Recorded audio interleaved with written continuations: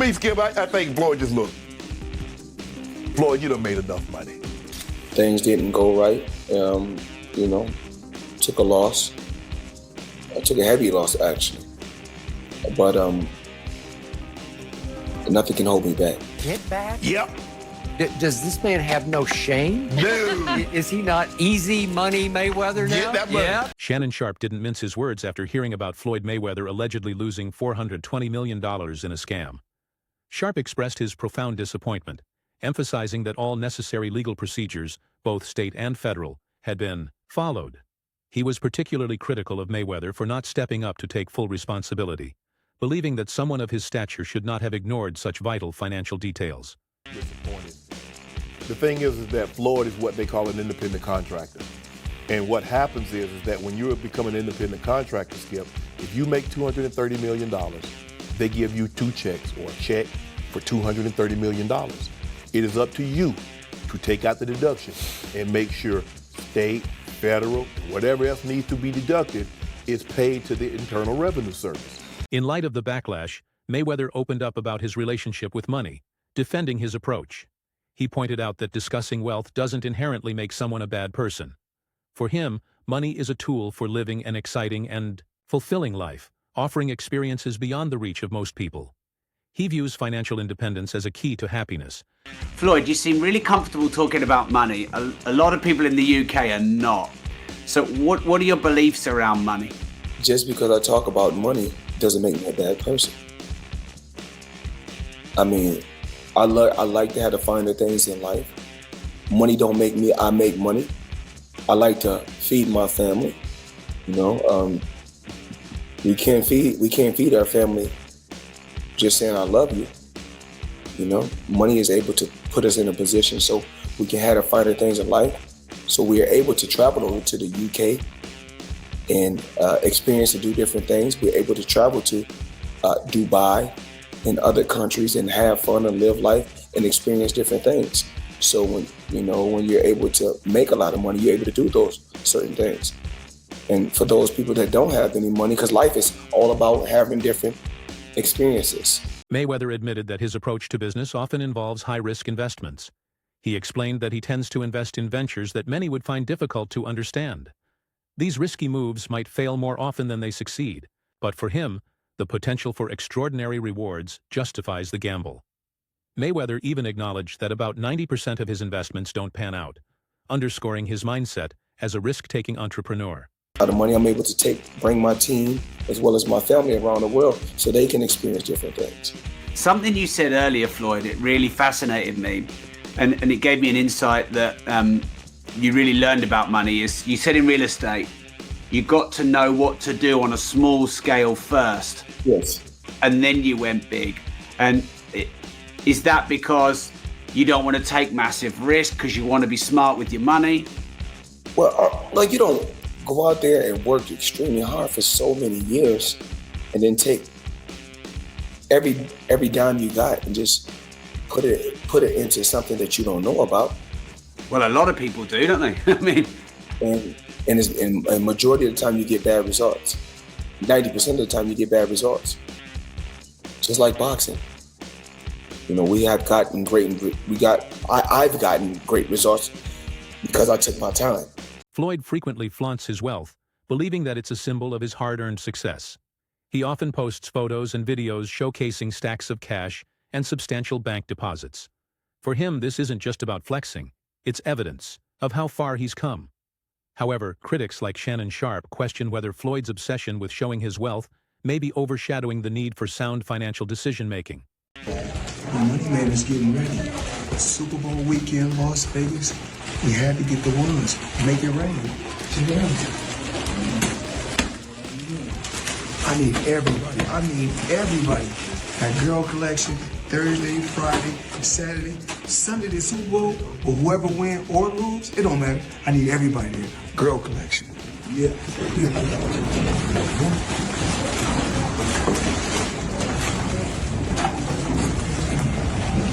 Shannon Sharpe didn't hold back, not only criticizing the alleged scam, but also questioning Mayweather's continued involvement in exhibition fights. Sharpe believes that the primary reason fans still tune in is because they're hoping to Witness Floyd's downfall.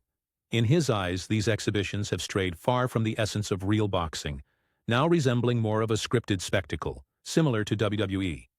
For Sharpe, it's not just about the entertainment value. It's about Floyd sacrificing his legacy for a quick payday. I'm sure he could be 60 years of age and people would still pay per view to watch him box something. And so the lure is still there. Yeah.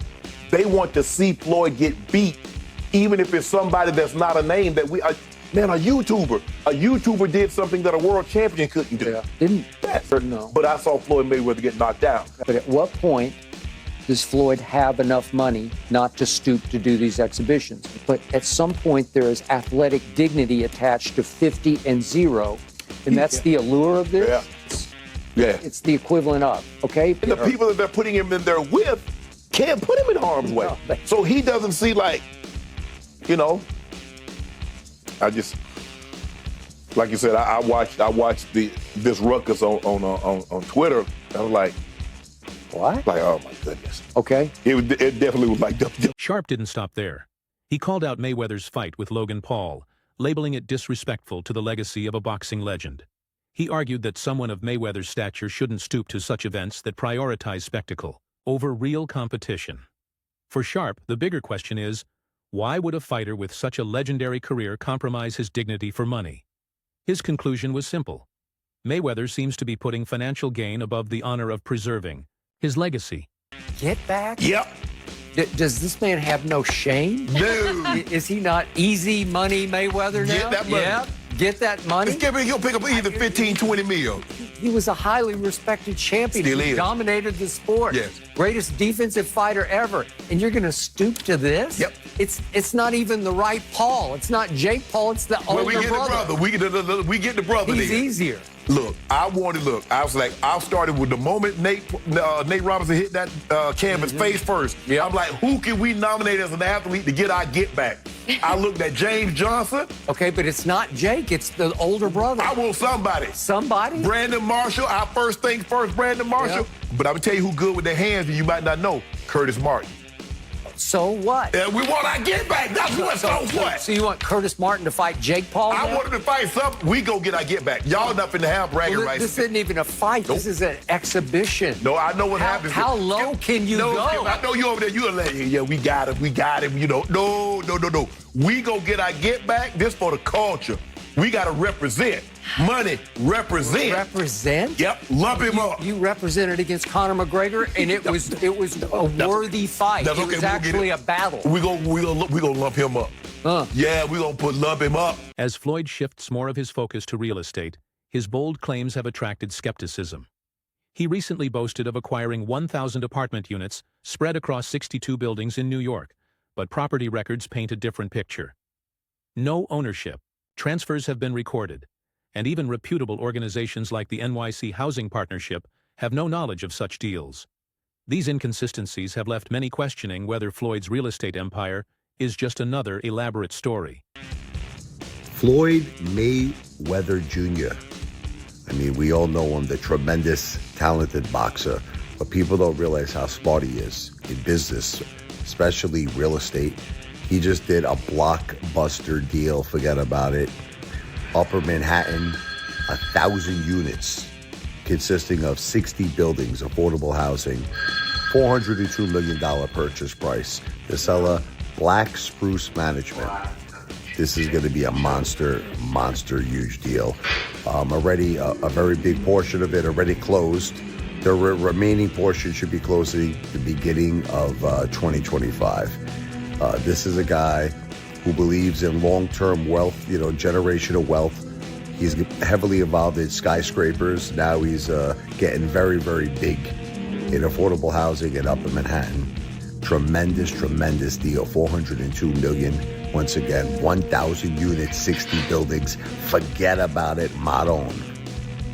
That's what I'm talking about. That's smart. That's generational wealth, in my opinion. Now, financial advice, not a financial planner, but very, very impressed. Floyd Mayweather Jr., not too shabby. V for victory. When reporters tried to verify Mayweather's property claims, the situation only became more unclear. A representative for his business insisted that the acquisitions were legitimate, but refused to provide proof. Furthermore, a man identifying himself as James McNair spoke during the call, but his voice didn't match previous recordings linked to the name. These strange discrepancies have fueled doubts about the reality of Mayweather's property holdings, leaving the public wondering what the truth really is. What's the point of buying 62 buildings? You buy a couple... No, 62 units, I think, right? No, 62 units could be one building. Yeah, it could be. They got buildings with 90 units and Yeah, it's 100 true. and some units. He has 62 multifamily units. That's what it says. So that's 62 buildings. Like you just said, it's probably so 62 think about buildings. it. Yeah. If he has that, some of the buildings might not be in the best condition. Right. So knock it down and build, or knock, if they're side by side, knock both of them down. Don't renew rents.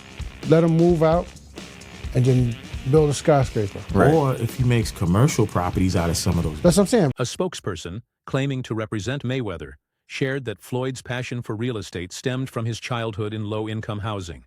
This background, the representative explained, sparked Floyd's interest in investing in rent-regulated properties. The idea of making money while simultaneously supporting underserved communities resonated deeply with him. Once Floyd saw the potential, he became eager to invest in such properties. However, some critics argue that this sentimental backstory may be used to mask potentially misleading business claims. He's collecting rent, hustlers. You know how much rent that is? And guess what? I don't know his paperwork, but obviously if you spent that much in real estate, it looks like he spent it in one shot, but even if he didn't, but usually he did. And if he dealt with the same person, you get a deal, right? So through these deals, he's making money. It's definitely an income situation. They're all apartments. It's not a commercial building. They're all apartment buildings, which are commercial, but they're apartments. So guess what? $402 million in real estate. Hey, he's $500 million in real estate just off apartment. In the past few years, Mayweather has increasingly focused on the real estate sector. However, as his assertions grow bolder, real estate professionals have begun to scrutinize the accuracy of his statements. While his intentions may be rooted in a desire to combine financial success with social good, the lack of verifiable evidence and the dramatic nature of his claims has led to doubts. Fans and industry experts are now divided, unsure whether Floyd's real estate ambitions are grounded in reality or inflated for public consumption. Hey, who said Floyd ain't still out here doing big deals? Money Mayweather just inked a massive $402 million real estate deal in New York City, buying up 60 apartment buildings from Black Spruce Management, the equivalent of 1,000 apartment units. Now, Floyd said the goal is to be able to provide affordable housing to families that need it. Most of the units are located in Upper Manhattan. And he said that when he was a kid, his dream was just to be able to own a home, and that you can achieve anything if you put your mind to it. Damn, Floyd just bought the block. I'm proud of Floyd. He's come a long way. This is a guy who was once seen burning money in a nightclub. He spent $17 million on a watch. Not to pocket watch him, but people looked at him for years like, yo, he wastes a lot of money. Does he ever give back? And now he's providing affordable housing? Damn, Money Mayweather's come a long way. This is a real good look. It shows evolution, it shows maturity. Not to mention, it's always great to see another person of color become a landlord in New York City. Before all the scrutiny, Mayweather's rise to financial prominence was ignited by a huge risk. He once bet $750,000 on himself before a major fight. This bold move marked the start of his journey as a self-directed businessman. Rejecting the conventional route, Floyd chose to build his empire independently, creating his brand and wealth without relying on traditional management. While many viewed this as an inspiring example of self-made success, it also exposed him to significant risks, which have become evident in recent controversies. Floyd Mayweather is the most successful boxer in history with a 50-0 record, and one of the wealthiest athletes of all time with $1 billion in earnings. But I bet you didn't know, it all started with a $750,000 bet on himself. Here's the wild story. In 2006, Floyd Mayweather was 10 years into his boxing career and earning over $5 million per fight. At the time, Mayweather was signed to Bob Arum's Top Rank boxing promotion, a partnership which saw Arum get 25% of Mayweather's fight purse. But Mayweather wanted more, and in 2006, he turned down $8 million to fight Antonio Margarita and said he deserved $20 million to fight Oscar De La Hoya. Arum wasn't happy and wouldn't pay up, so Mayweather paid the $750,000 exit fee in his contract to leave Top Rank. Mayweather then went on to promote his own fights, earning a percentage of every ticket, hot dog, and beer sold at the event, and most importantly, all pay-per-views sold. And just 1 year later in 2007, after leaving Top Rank, Mayweather made $25 million for his win against Oscar De La Hoya. Now that's what happens when you bet on yourself. Unlike most elite athletes, Mayweather opted not to hire a financial manager. Instead, He personally handled all his contracts and investments, granting him full control over his finances. This independence allowed him to achieve remarkable wealth, making him one of the richest athletes in history. However, this approach also meant that Floyd bore all the responsibility for his decisions. Without a team of professionals to guide him, a single mistake, like falling victim to a scam, could result in catastrophic financial consequences. His self-sufficiency, while admirable, has proven to be both an advantage and a potential pitfall. I think with Floyd, he's never had a manager as well, right? He's always negotiated his own deals. Is that what kind of led to his wealth? He didn't have to cut a It's not that he ain't got a manager, but he has got a manager. So he's can't remember his name now. So he's got a man, an elderly fella that's always with him, and but he does everything goes through him, everything. Floyd ain't very clever. Believe me. But training-wise, man's a genius. And it's hard work, dedication. Don't matter how good you are. I mean, I am world-class as an athlete. But I never trained like top boys. I just thought, don't worry out, because I love a row, I love the fighting. Just turn up. Yeah. I mean, but after 3-4 rounds, if I ain't knocked you out, what's sting coming at my ass? Mayweather often looks back on his career and compares it to the current era. He asserts that gaining influence was far more difficult during his rise to the top, unlike today, where anyone can easily reach a global audience with just a few clicks. Floyd believes that his hard-won success makes his impact more genuine. However, there are critics who argue that Mayweather is overly dependent on his past legacy while making choices that could damage it. You or Taylor Swift? Probably Taylor Swift. Yeah? Taylor Swift didn't come up in the same era as me. But I don't know if Taylor Swift can be relevant. We almost 30 years. I was around, but the Floyd effect, the Taylor Swift effect. Yes. Like, you both have maximized and pushed the envelope and really just set the bar for everybody else that's coming after you. But in today's time, there's different. You can push one button and 8 billion people can see it. Yeah. Right. Remember how I got to the top. I had to grind. I had to wrap vehicles, take them across country with my face on it. I go a month straight doing interviews every day from morning to night to build myself. Yeah. So I come from nothing, but now push a button, push a button, push a button, and all you gotta do is sit back and watch. If I had a head start like these fighters nowadays, man, what? I have every belt in box. Floyd Mayweather has boldly claimed that he makes approximately $30 million each month, a figure that adds up to billions annually, surpassing even the wealth of Bill Gates. Despite being retired, Mayweather continues to pursue lucrative opportunities, including exhibition matches. For many fans, the biggest financial gain would come from a potential rematch with Conor McGregor. While the fight would surely generate massive revenue and international attention, the question remains, is the financial reward worth the potential damage to his legacy? This is something fans and critics alike continue to debate. What would be the value in seeing it a second time? The first one wasn't bad, but the whole thing was this notion of suspense and unpredictability, and what would it be? Well, you got to see what it was. He got marched down and beaten up. Yeah, it seems like Floyd might realize within himself that that's the last giant money fight he can make. It would have to be as close to a real fight as possible. I mean, it's a Conor who can still throw his hands, although to your point, the brand is damaged, and he needs a win badly in the UFC to revive that. But I wonder if Floyd at 45 is saying to himself, if I've got to fight one more time, a real fight, and that Logan fight was weird, and Floyd, I think, didn't expect to have to navigate it the way he did, I wonder if Floyd thinks this is it. But even that could be a trap fight for him, Luke, because of his age. You never know, okay? But to your point, it's hard to get amped up for it unless one or both of them is sort of riding a certain level of momentum. That's all for today's video. Be sure to stay tuned for more, and I'll catch you next time.